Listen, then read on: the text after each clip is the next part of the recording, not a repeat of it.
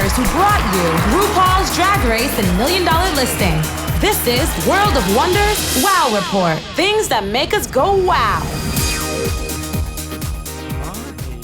Hi, I'm Fenner Bailey, co-founder of World of Wonder. Joining me, at long last, a reunion, our Chief Creative Officer, Tom Campbell. Hello, Fenton. It's so good to be back. Where have you been? I've been on a secret mission. Okay. More about that later. And Edward Bochnik. There you go. Yeah. I've been with us. All these years, I thought it was Bochniak. A is silent. How long have you worked for Fenton? 6 years. How do you say This it? is last Edward. name? How do you say your last name? What? Well, Edward, also you got a shiny new title. What is it? I am. Because I have no idea. Well, I was your assistant for 4 or 5 years. Long-suffering And now years. I am a talent and events coordinator. Yay. Congratulations. Thank you. Thank you. And you've joined us at the table before, but you're here for the whole show. I am. This is fun. We're coming to you live-ish from the heart of Hollywood in our street side studio. There's the RuPaul star out there getting a lot of action. A lot at of the action. moment. You can always watch us on the YouTubes.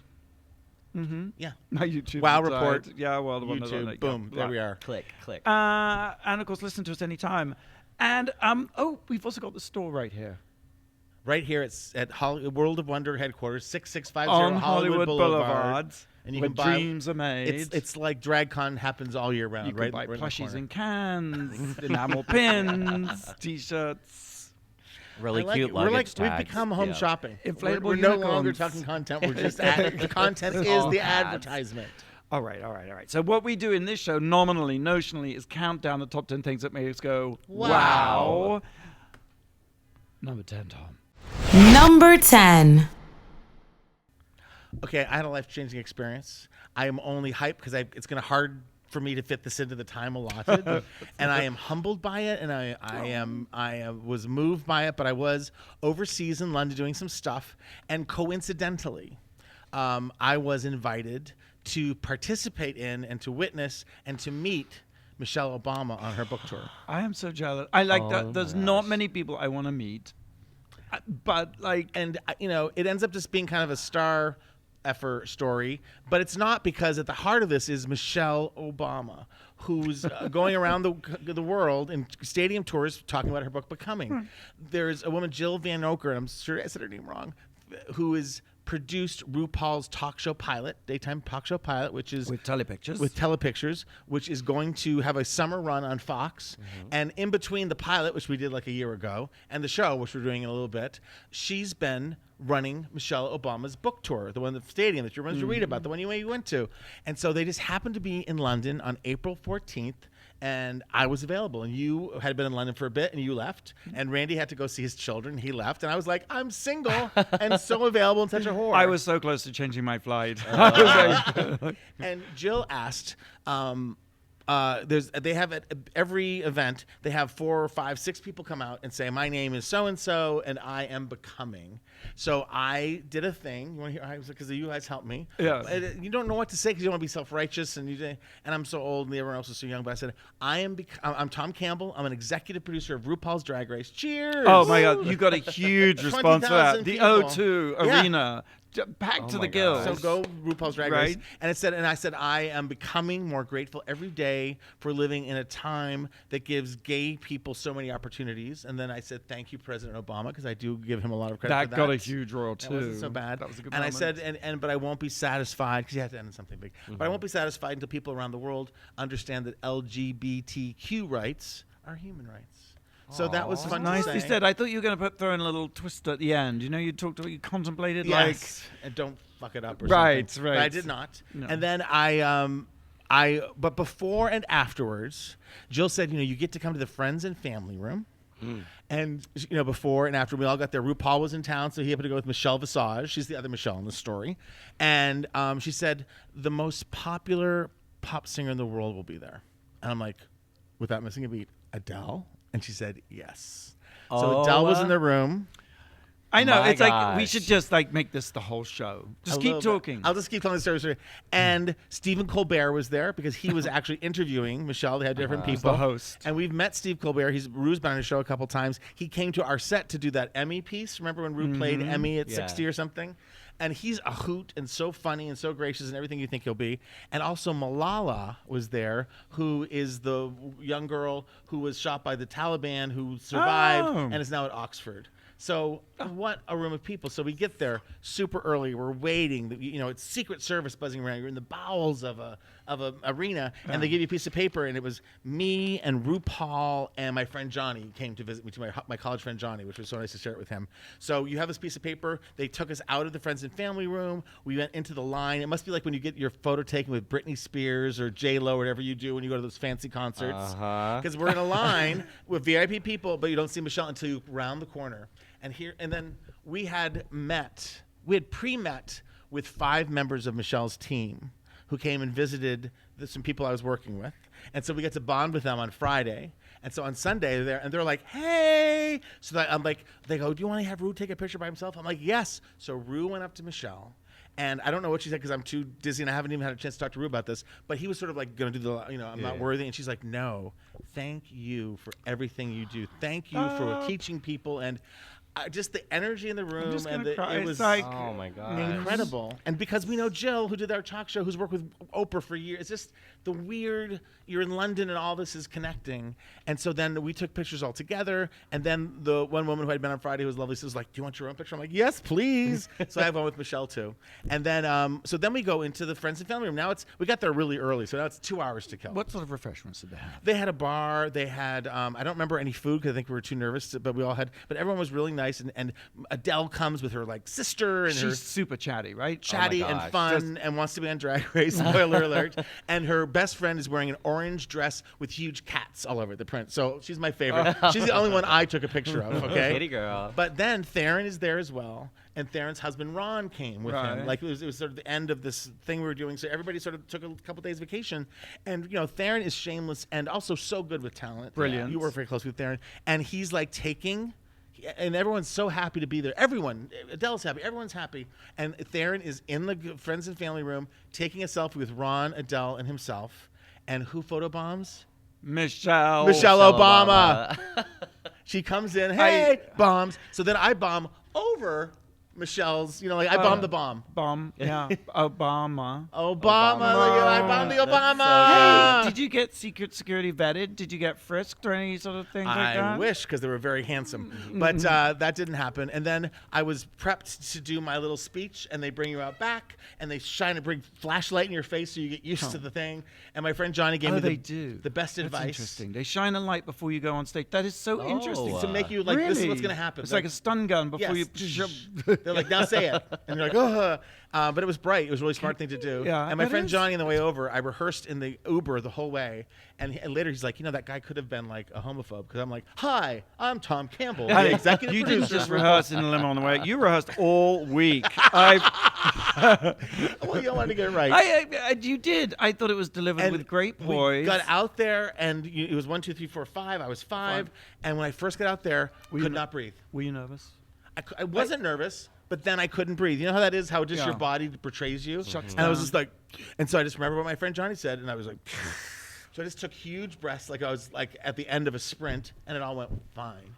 And then we got a little note from Jill saying, M.O., Michelle Obama, would like you to join her for some light nibbles at the Claridge Hotel afterwards. So You went to Michelle Obama's after party? yeah. Oh my gosh. And Michelle and Adele were talking to Rue, and I was at Stephen Colbert's table for a while, and everybody, and Michelle has a really incredible crew of people with her, men and women and lots of women who seem to have been with her during the administration and continue. And it's a well-oiled machine. I think everyone's super grateful for being together. And the message, being in the part I'm skipping over is the actual event where she sits and talks about her book and life. She's so candid and free and intelligent, and yet every word that comes out of her is thought through. Saying she's not like a blabber. She is telling you amazing stories. And the one little thing she said is just like this, speaking sort of about Trump and what this is just a period of time.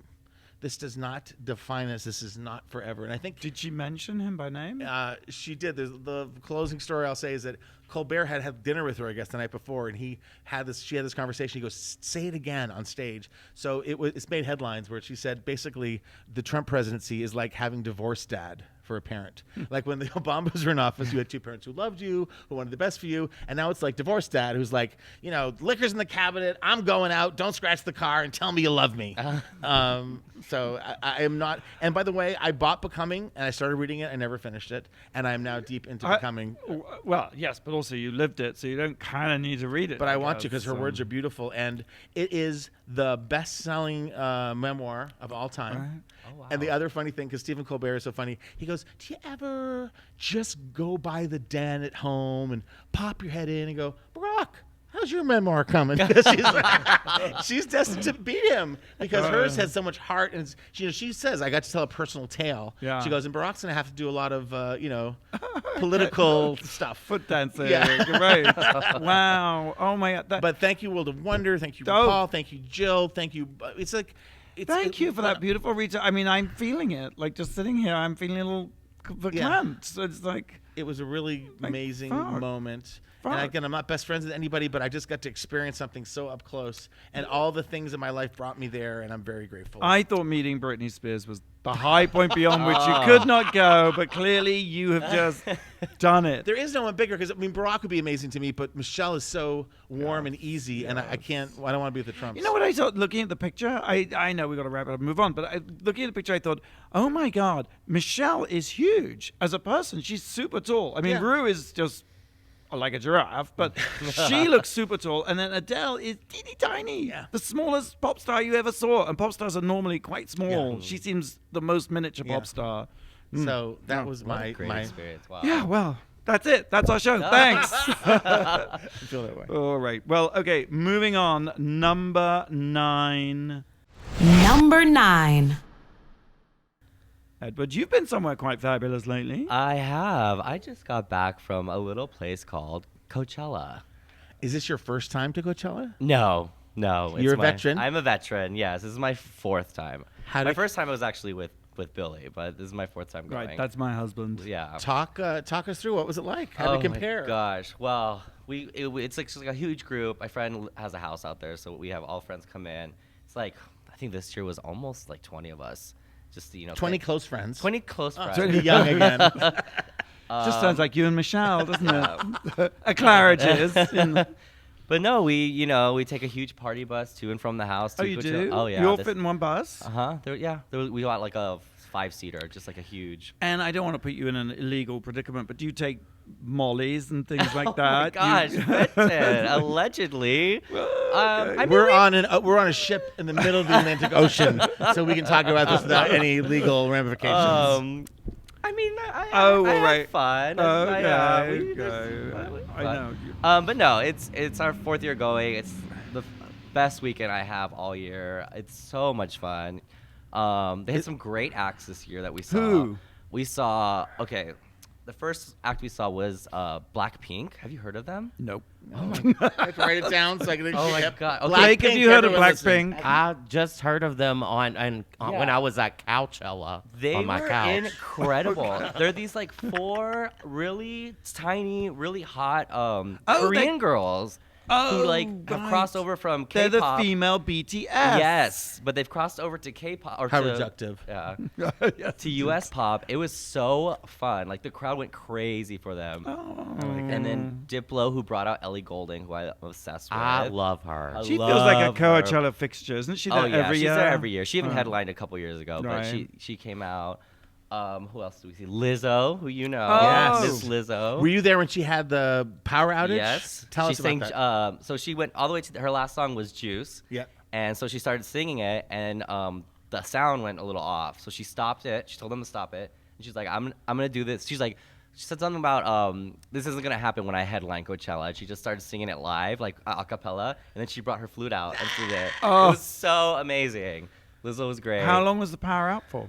I mean, it was like a little glitch. She just, yeah, she turned off the music. She didn't, yeah. She turned off the power herself. Yeah, There wasn't really a power outage at all. It was a stunt. Yeah, it was a stunt. She shut it down. She shut it down. There we go. Oh. Zed was crazy. Ariana Grande was incredible. You saw everybody. I saw everyone, yeah. Ariana brought out Justin Bieber, which was really cute. Oh, how is he doing? He's good. He wouldn't leave the stage after he was done singing a song. She had to like escort him out. Like, okay, your time's up. Get off the stage. He's like, I haven't been on stage for 2 years.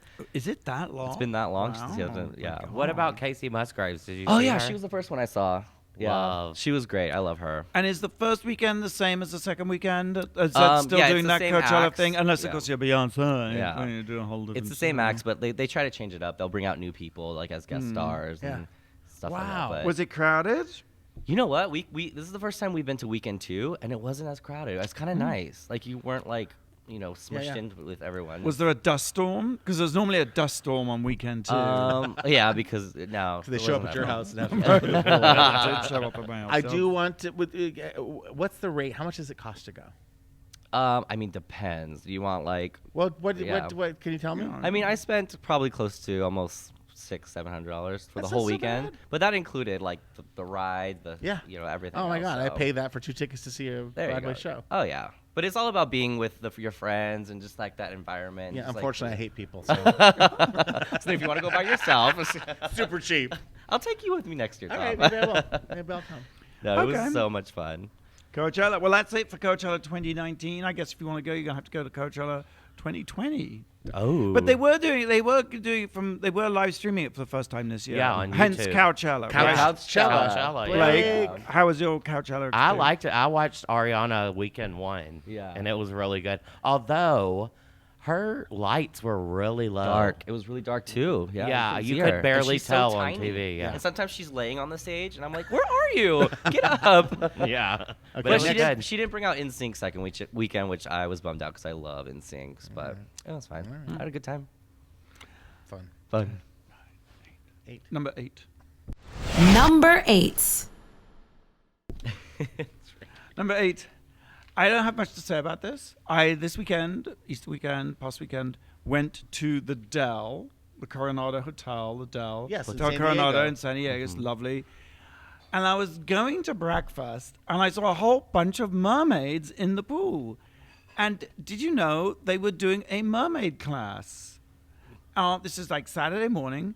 Mermaid fitness is a thing. So That's- it's women. And men Okay, so some mermen there, ethel mermen wearing mermaid Tails? tails. that, Thank that, you. that join their feet. That their legs join together. their feet together, and they're in the pool with a instructor, a merman, Uh-huh. instructing them on waving their tails in one direction, waving, splashing, waving, splashing, waving.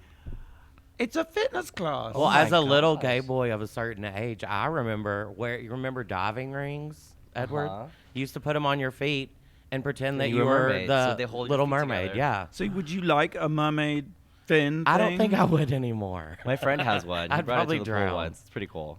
You How put do it you- All on? different colors and everything. How do you? Yes, how yes. do you? I would imagine. I can see lying by the pool. Yes. I can't see myself. I see myself drowning.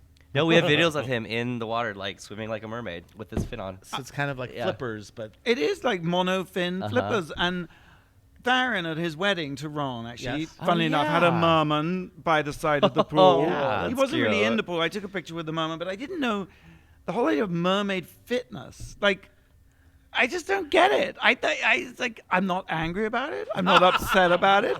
I'm just sort of perplexed by it. here's like, my theory, and there's a it's fitness for only a everything. theory because I do not work out lately. Is that people who do work out, Right. it's boring and repetitive, right? And they're always looking for a different Well, angle, It's something like to goat freshen it yoga. up. Have you seen that? Goat yoga? Goat yoga. I've heard about it. I crazy. did see the goat yoga Yeah. video, and I thought that can't be a thing either. But it Mhm, it's a isn't a thing. thing. The goat peed on her. She was like, it wasn't. I thought, well, this is a different kind of show. This is I'd like- rather be Oh at, no, that's not the wrong video. I'd rather be at Coachella with Blake eating goat yogurt. Coachella. Goat Coachella. cheese. How can goat yoga be a You thing? just do yoga and goats are jumping on you as it's happening. But I have no idea. this I is saw it what on Housewives. I saw Lisa Rinna do Yeah, it. that's where I saw it. Lisa Rinna did it on Housewives.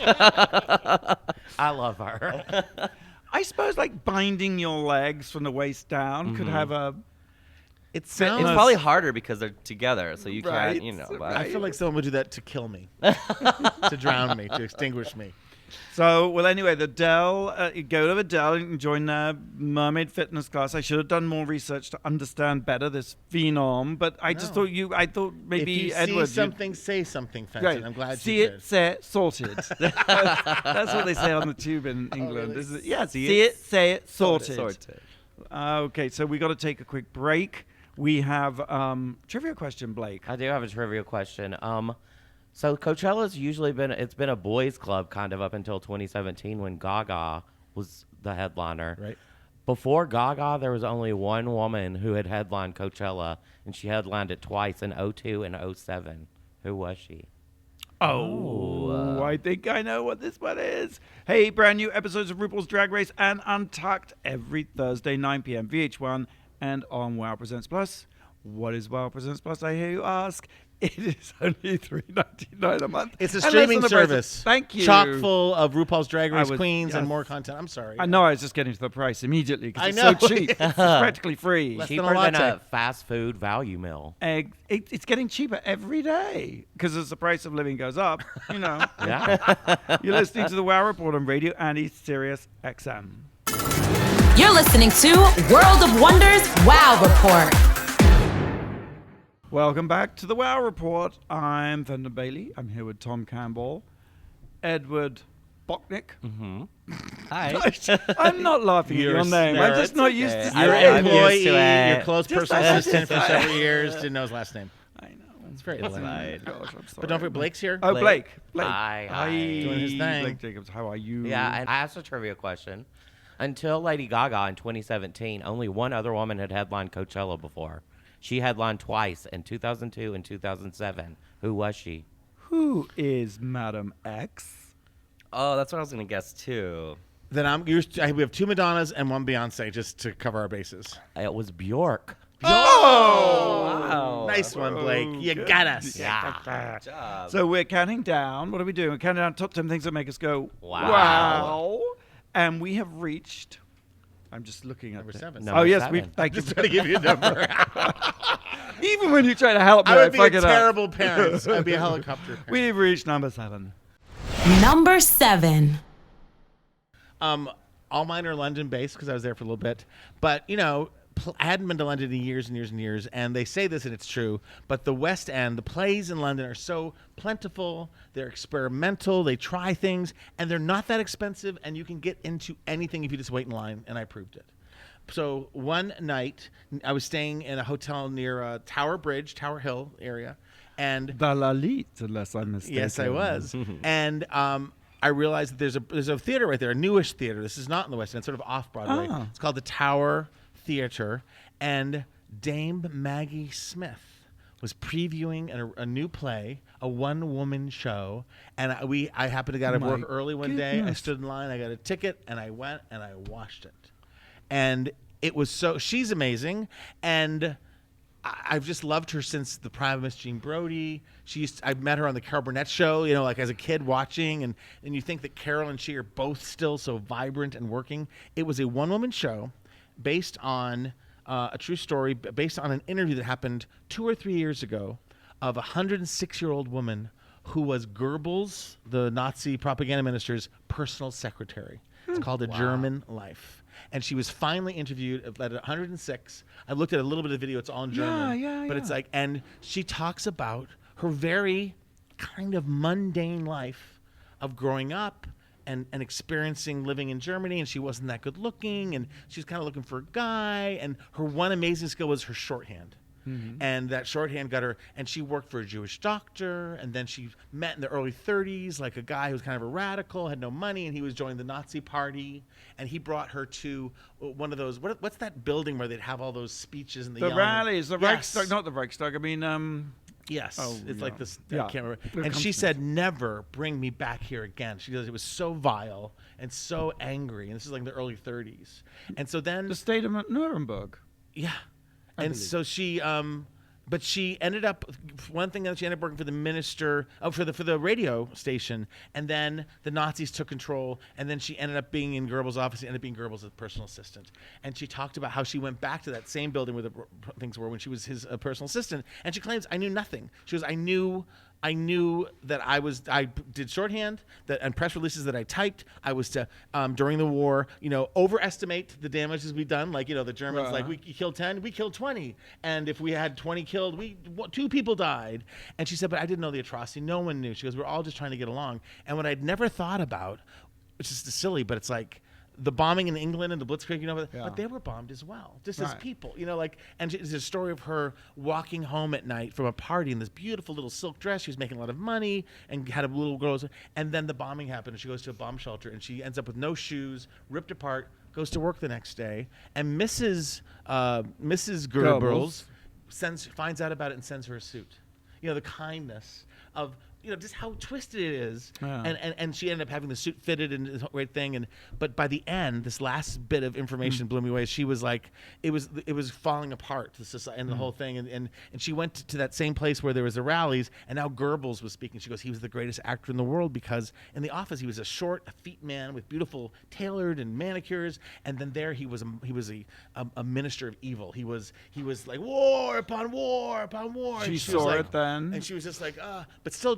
Showed up to work. And so someone from the office said toward the end of the war, they didn't know it was over, but they'd made the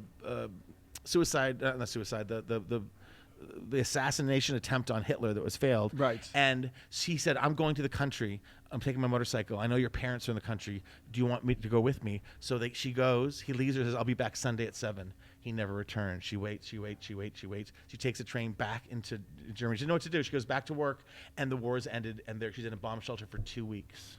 And she gets taken out by the Russians, and she finds out later she goes to jail for 5 years, and she realizes later that the guy that brought her up to see her parents was basically telling her to stay in the. So he started quoting, and he killed his wife, his children, and himself. And Goebbels killed his wife, his children. Like all the Nazis were taking cyanide, and she didn't have it, but they still. And so the Russians were like, "Was she important? She must have been important." But they put her in jail for 5 years. She ended in 3 different facilities. The third one was a concentration camp, and she didn't know until after she got out. She says the one treat they had was once a week they take these beautiful showers, and she goes, it was like life giving, and it was the same showers where they gassed the Jews. Oh my and God. she had all this realization afterwards, and still the takeaway was that I don't feel guilty. I didn't know. And they were all just trying to surprise. That's just one of the plays, and I'll talk about another one. And Dame Yusuf was amazing doing this. Just seeing her, I can't even be objective. It's just like I am in the presence of this woman who's 80-something, who's in an hour and 45-minute show all on her own. Right. So Didn't need a prompt. And she's Costume changes. She did the whole time. She's just sort of speaking to you, and when she does her curtain call, she comes and goes. But it's needless to say, it just makes you realize how much is happening now, and how we're all just trying to survive, and not everyone's paying attention. Not to be preachy about it, I'm not, because people are just trying to get along. I don't think people you're being trying preachy about to it eat at all. and get to work and take care of their families while, Germany burns. Shit is happening. Yep. Wow. Edward, number 6. Number 6. Bring it on. Is this anything to do with Coachella? No, it's Beyonce's Netflix documentary, Homecoming, right? Right. Which I was have not filmed seen at it yet. Coachella. It's filmed at Coachella. So Last year. Blake wasn't at Coachella when she was there, but he watched the documentary, and I was at Coachella. Well, you were at the Beyonce performance. Yes. You lived. I was there in the Homecoming. audience. Were you there? I came home. Which night were you? The pink first or night. I was yellow? the yellow night. Yellow, Yeah. yeah. What is the difference between pink and yellow? Let's get that sorted out. So the first weekend 1 is yellow, then weekend 2 wears was yellow. pink. Yeah. Well, So everyone wears yellow. Bandmates, dancers, they Okay. all wore the same. Did you wear yellow?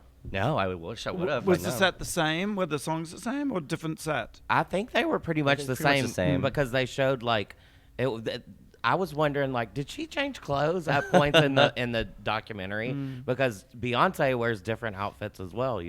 She has a few costume changes, like bodysuits. I wonder why pink and yellow. I don't know. I guess. either. Well, I would think yellow because of Lemonade, maybe. Lemonade, Beehive.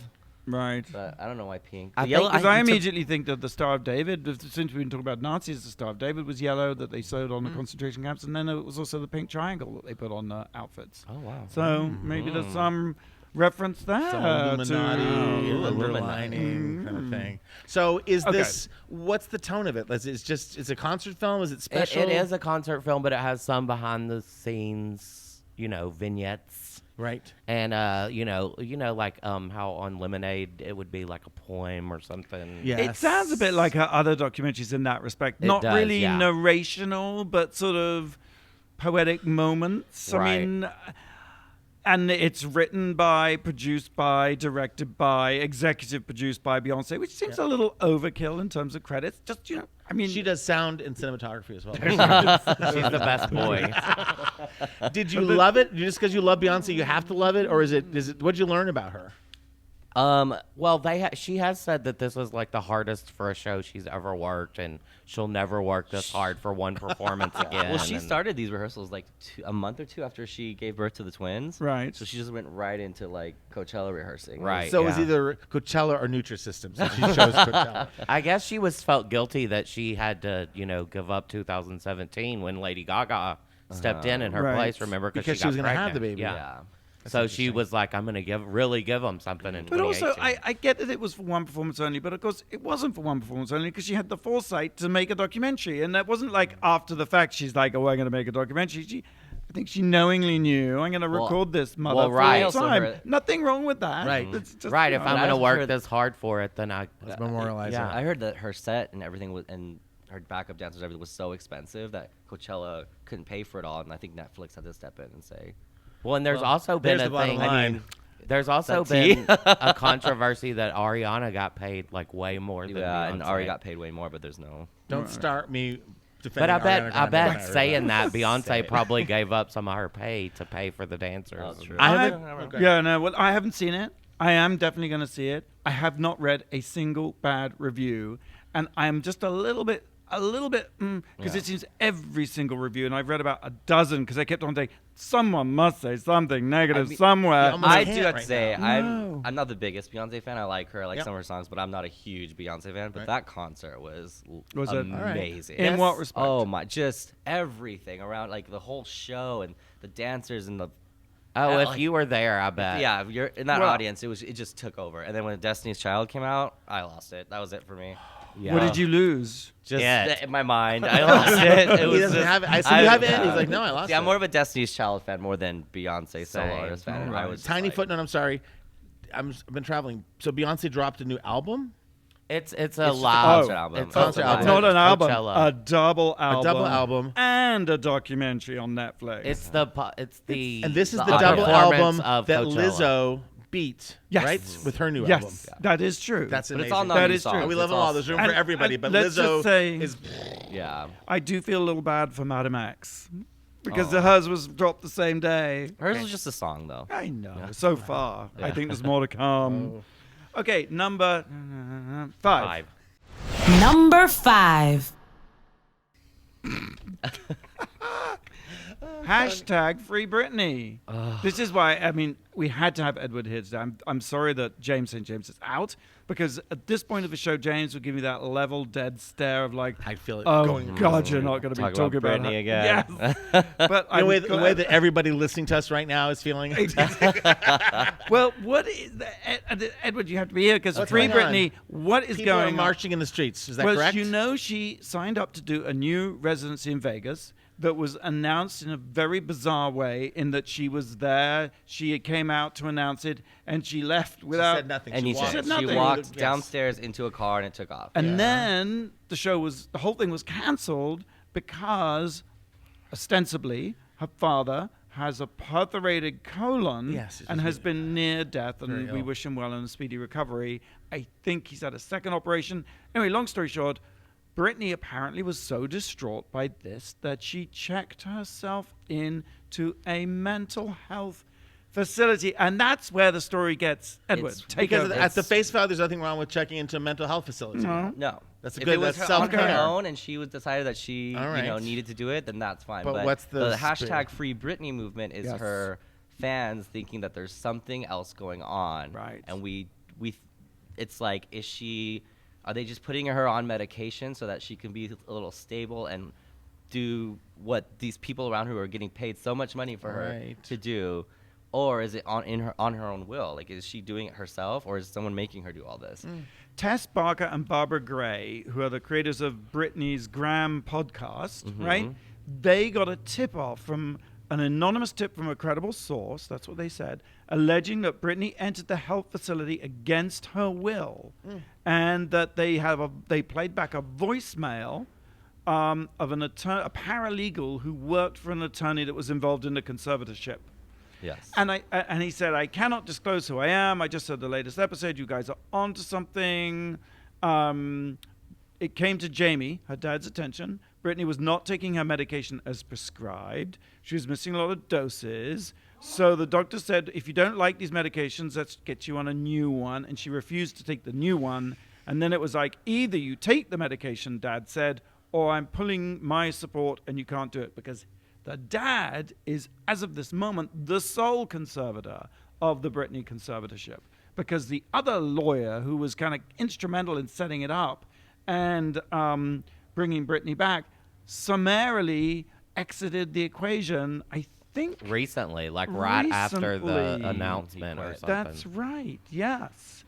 Anyway, very long story short. I know this is yes. Good. And then that was in March. The Andrew Wallet resigned, and then just the other day, and you can check this out on YouTube. There was a huge protest. In West Hollywood. #FreeBritney in West Hollywood. Well, it's huge. It was a I dozen know people- fans. I get a little icky feeling about this because I know. I mean, I think you guys generally love Britney, Love her. and I think she's very vulnerable. And I think she's very lovable that way. You want to protect her, and I just think mental illness in the broad scope is so difficult to deal with, to treat for people, the person themselves, the people around them. So I hope people aren't just having fun with this. I don't know. It's just it breaks my heart. Yeah. I mean, as a huge fan of hers, I have noticed since this thing has started with her dad in 2008, where he kind of stepped in.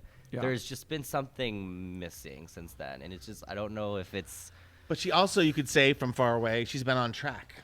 Yeah, She's been performing. She's absolutely. been showing up. She hasn't had any public. When we made I Am Britney Jean, I admit we had limited access to her, but the access I did have to her, and following her for those months as she prepared to launch that Vegas residency, I got the feeling she's someone who needs to work. And I think, like Ru says, if you can get out of bed in the morning and go to work, you are a hero. You're my hero, yeah. And that actually working keeps those voices in all our heads to some degree back. I'm not trivializing mental illness, but I think Britney's found purpose, I believe, it's just my opinion, in working. And I think those around her do love her, whether it's Larry Rudolph or the amazing team she has or her dad.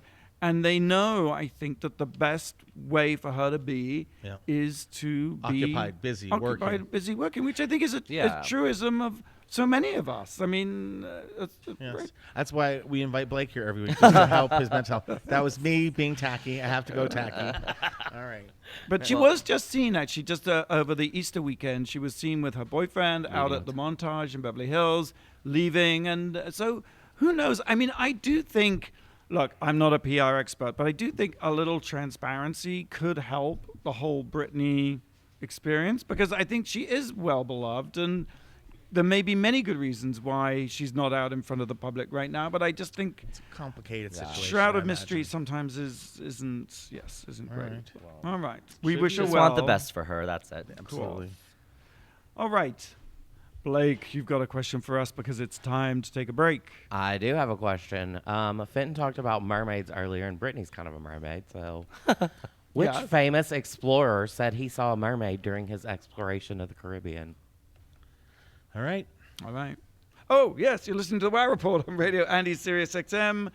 Brand new. I read that one already. Yeah. Let's just go to commercial Why and we'll don't plug we? when we come back. I think that's a good idea. You're listening to World of Wonders Wow Report. Hey, welcome back to the Wow Report, our countdown of the top 10 things that make us go, Wow. I'm Fenton, I'm here with Tom. It's a joyous reunion. You've been with Michelle Obama. I'm kind of actually ultra jealous. Edward Bocknick There you is go. here, having been at Coachella. I'm kind of jealous too. And Blake, love you. I'm jealous of Blake because he knows the answer to this trivia question. And I do not. I always forget. Yes, let's have the answer. Which famous explorer said he saw a mermaid during his exploration of the Caribbean? The only explorer I can think of is the now hated Christopher Columbus. I'm gonna go with who was that one? Cook. Thank you, Captain Cook. That's my answer, Captain Cook. Napoleon? No, it was Columbus. I got it. Good There we go. job. Number 4. Saw some musicals when I was in London as well. It's all themed. And I'll talk about 2, which is never a good idea. But the first one it's called Six. It's sort of between Hamilton and a Spice Girls concert. You paying attention to me now, Ed? Yeah. Okay. And it's the 6 Wives of Henry VIII. And it's presented like a rock concert, like a Spice Girls concert. And one divorced, one beheaded, one died, one divorced, one beheaded, one survived. Is that the order? Yeah.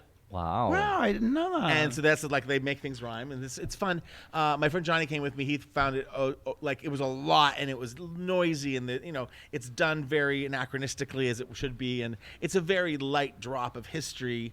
But I loved it, and I kept always trying to rip stuff off. I'm like, what else could you do like this? Six, it's so clean, And they all kind of try to outdo each other. That we're the saddest of the wives, and it was kind of fascinating. And at the end, I think which really tripped up my friend Johnny was they were trying to say we aren't just his wives, we are women in our own right, and we're gonna erase that thing. And Johnny's like, but we wouldn't be here unless they were his wives.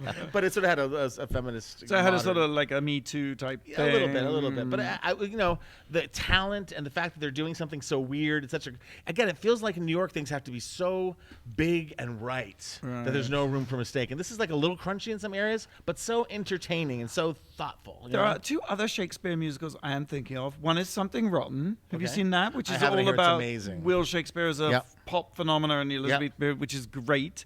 And then I was also thinking of the one that Peppermint was in. Head Over Head Over Heels. Heels. Head Over Heels. So I think there's a trend. All right, I like it. of like Shakespeare musicals. And the other show I saw that I want to talk about is called Tina, and it's about Tina Turner, and it's like the Cher show. Not crystal meth. No, not this time. Not this trip. Thanks, Blake. And the actress who plays Tina, whose name I cannot remember, I think won like an Olivier Award. I saw her the last week she was performing. She's been doing it for years. She was kind of fantastic. And the whole thing starts off with like Tina with the yellow hair and the spike and a little red dress, and it looks like she's walking down into a cavernous, like the O2 arena. And she stops and she sits down and she starts to chant because she's a Buddhist. And then we flash back to her life, and it's a biopic. It's a a Buddhist? biomusical. Yeah. Oh. So and she started off in Nutbush, Tennessee. Not Bush, yeah. Yeah, Bush city limits, and her father beat her mother. Her mother didn't really love her. She was of cotton. People who pick cotton. That's where Tina Turner started. And she eventually moved to St. Louis because her grandmother was like, get ahead, go someplace there. She met Ike Turner. Ike Turner and she were in a business relationship that turned into a marriage. He beat her brutally. And the one scene, the whole thing's very entertaining, but the one scene that just put chills up and down my spine is how it is, and it's just the way it was staged, but she takes it. She has 2 kids. She takes it. Finally, the mother character says, fight back. That's the only way because 5 years dads, you fight back. So there's this confrontation where Ike and Tina just wail on each other, and she ends up escaping like the hotel they're in, and just with back projection, they have her in a slip, bloodied, running like across the freeway. It's like, and so effective. She gets to the front of the stage, and she goes, hello, and everyone laughs because you're just so upset and hello. Yeah. But you realize she's talking to this. She goes, Mr. Motel owner. She goes, I don't have any money. My name is Tina Turner, and I need a place to stay tonight because I cannot return to where it's like this really. And then he gives her a key, and she's like, "Thank you for your kindness." You just were like this, the moment of escape and that moment are of just kindness, very and it was good. really. You're moving me somehow. But it was amazing. And the very, very, very end, she's back at that thing. She says, and then they just play like 4 Tina Turner songs, and you like I don't even know if it was good before then because by the end you are like That's that moment where the audience is I clapping. love you, my, oh my, river deep. And they're doing all the ICAP, like everyone in the cast, men, women, children, are doing the ICAP moves, like bum, bum, bum, bum, bum, bum, bum. I know that. I did Proud Mary. Yeah. In New York, yeah. Me, Randy, Tish, and Snooki, we were all dressed as Tina Turner, and we did Proud Mary. There's a videotape somewhere on the YouTubes. Oh, I'm and finding that. I cannot sing for shit, as you probably know, but somehow I belted it out. I bet you did. You don't have to worry if you got the money, because the people on the river are happy to give. Wow. Oh, yeah, sorry to... No, we so- should do a staging here. All right, so that's that. And Yeah. number 4. 3. Number 3. Can we just stop it being 10? Maybe we should start like the ABC and start. Anyway, number 3. Number 3, I'm going to talk about this show that came out a couple months ago called Pen 15 on Hulu. Pen 15. Pen 15. P-E-N. 1-5. Okay. That It's says the penis. Is Is that is it really? Yeah, I mean, Yeah. when you... Okay, And so the- this is the thing. That's and what the it's Emmy goes to penis. Pen 15. Yeah, so when you were in junior high school, when you would figure This is out a Pen thing. 15 was Right. penis. Right. So that's where the show takes place. These two girls named Maya and Anna are best friends, and they go to 7th grade together. And they follow these two girls, and they're played by the actual writers, Maya and Anna, and they play 13-year-old girls themselves as 13-year-old girls, and everyone around them is little junior high kids they're acting with. So how old are they now? The now actors? they're in their 30s. It takes place in the year 2000. 30-year-olds playing themselves When they were as 13. 13 as themselves. Yeah, in the year 2000, which Why is did we my think of this? which is my generation. Is So it good? was They're like obsessed with the Spice it Girls is and all that the best stuff. show since the comeback, in my opinion. Wow. Yes, I watched it over and over for the past, like 4 times. And Is it as uncomfortable? Like It's so uncomfortable. Oh, It goes really? through like how girls grow up in junior high, and their first time masturbating, their first time liking a Girls. boy, girls. So, Masturbating. yeah, and they open thought of that. the music in it's amazing. They open the show with Candy by Mandy Moore. So it's the funniest show. It was my How generation. many seasons in are we? Well, it's the first season. Okay. It's only 8 episodes, I think. Yeah, and some- each one's themed by a different, event in their life, and it is so good. I hope. It's season going to 2 be does back. it. It must be back. Oh, it right? has to be back. There's And 15. you have to watch. You have to watch it if you have time. It's so funny. Streaming on Hulu. Stream it on Hulu. Okay, all right. Number 2. Number 2. Thank you. You know what that means when you do that in the UK? It means mean? fuck off. Really? That's what I meant. So, James McGowan, who we work with, Yes. James and Stephen. James texted me, "I'm panic buying earthquake supplies," and I was like, "Why are you doing that?" Just like out of the blue, he texted me that. Yeah. He says, "Listen to this podcast. The podcast is called The Big One. Yeah. It is a 9-part series on KPCC or from KPCC. Right. Oh my God, it is terrifying. You won't want to listen to this, but you really should." But I would love to hear a recap. It begins great. It begins like you're late for work, you're at Union Station, it's a sunny day, and it begins. And the sound of the earthquake, Yes. that is what is so good. And then they basically go on to unpack much of what we already know, which is that the San Andreas Fault rips every 45 to 250 years, and we're something like 145 years in of a dry spell. So it's not a question of when, if the big one will happen. It's a question of when it will Yes. happen. Oh my gosh. And in the course of this, they tell some amazing stories. They tell us an amazing story of a woman. It's not funny. I don't know why I'm laughing. She lived in the valley. She survived the Northbridge earthquake, the one in 1994, Remember it well? which I was here for and experienced myself, and was the most frightening thing It ever. was. So after that, she moved to New Zealand and avoided downtown because she heard that the structures, like she had earthquake phobia, and she avoided downtown. But a day came when, because of her work, she had to go downtown. She decided to take the bus. The earthquake strikes. She's in the bus. The bus stops in front of a brick building that collapses on the bus. Oh, my gosh. Bricks are raining down on the bus. The ceiling is collapsing. She's pinned in her seat. I'm like, God. Like, tells this This is all amazing real. story. All real. Oh, yes. It's not conjecture. So No, no, this is all real and what she actually experienced. And she's rescued and saved and tells this story. But you realize, I mean, probably, do you have an earthquake kit? I don't. No. I have 2. Oh. Do you have one in your car? I do have one in my car. Yeah. That's the thing to do. Do you sleep with your shoes by the bed at night? Do you? I don't Tom? want to share a lot because I think the thing I don't have is a gun.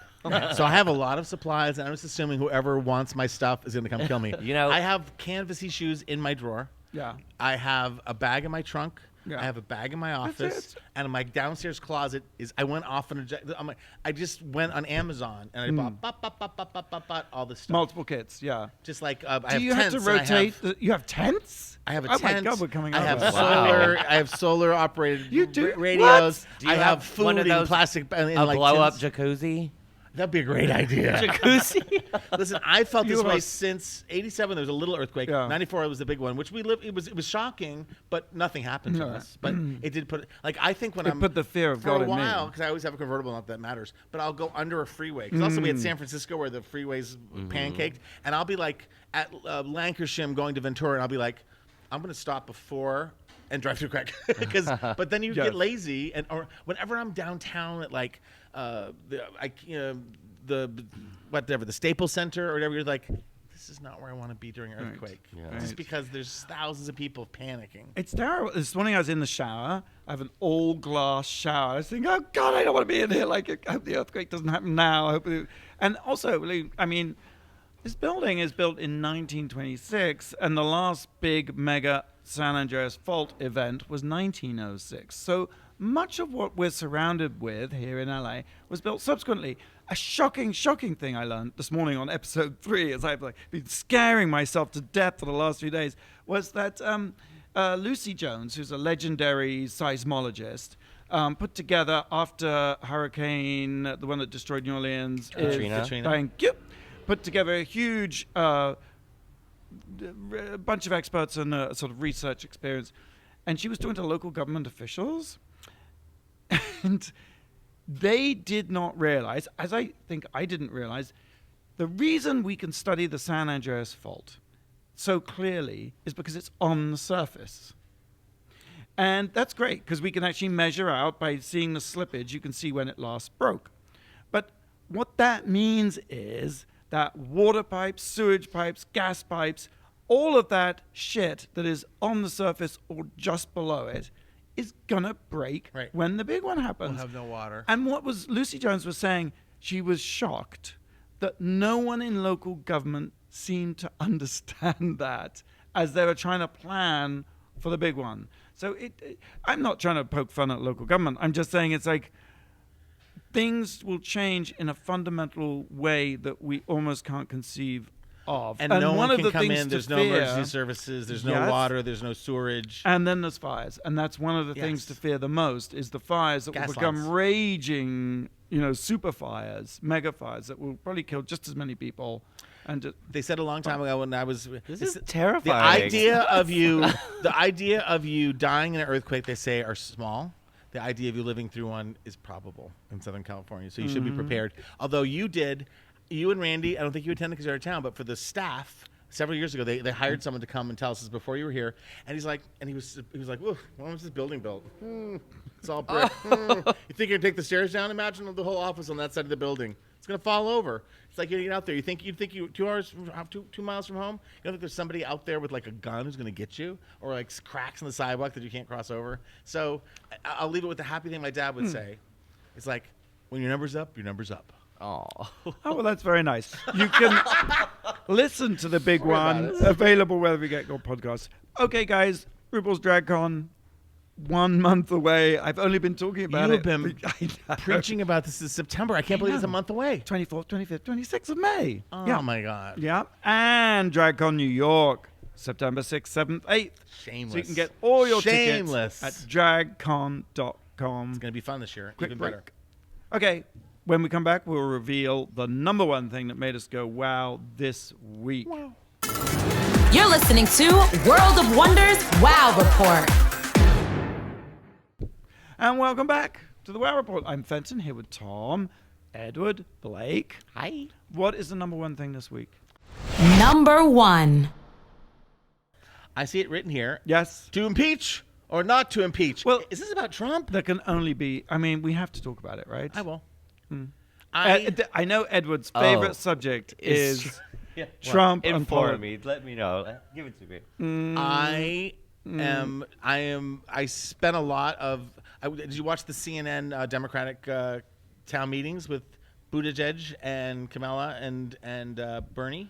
I caught the end of Buttigieg. They were just on, so it just gives me hope that there's some voices out there. Right. Michelle told me this will pass. Yes. My gut, the angry person in me wants to kick and scream and impeach Trump.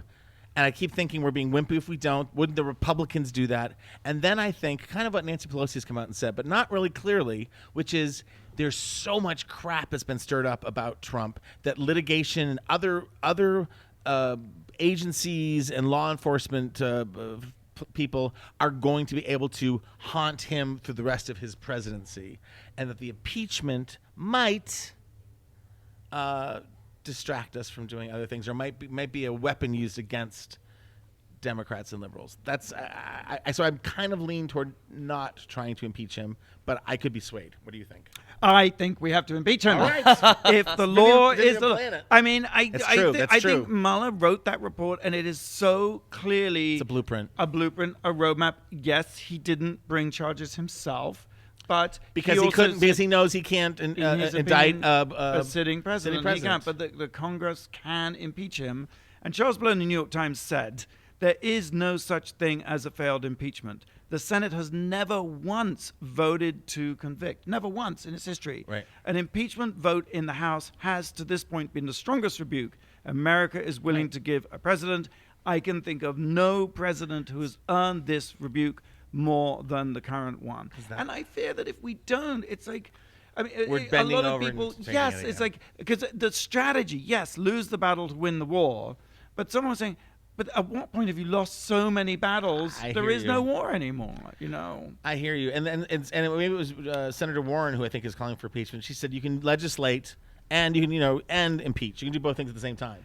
Yeah. It's not one or the other. But this is where the Democrats lose me or Yeah. don't. Who's the voice Who it is. that can clarify that? We definitely need a charismatic leader, as dangerous as those things can be. And that's why I think Buttigieg is such, I mean, it's an embarrassment of riches, actually, ultimately. I'll take this Kamala. lineup. Makes me very happy too. And Biden's. But also, I mean, this is just a tiny detail. It just makes me so. I am not a political person. I know you've read my Facebook post over the last few years, and you think I'm just obsessed with politics. I hate politics. I feel the same way. I couldn't give a Same. fuck about politics. But it feels like This it's slipping is between our fingers. different. Yes. Society is. And William Barr, Attorney General William Barr. Attorney General, supposedly the people's Spin Attorney doctor. General, Yeah.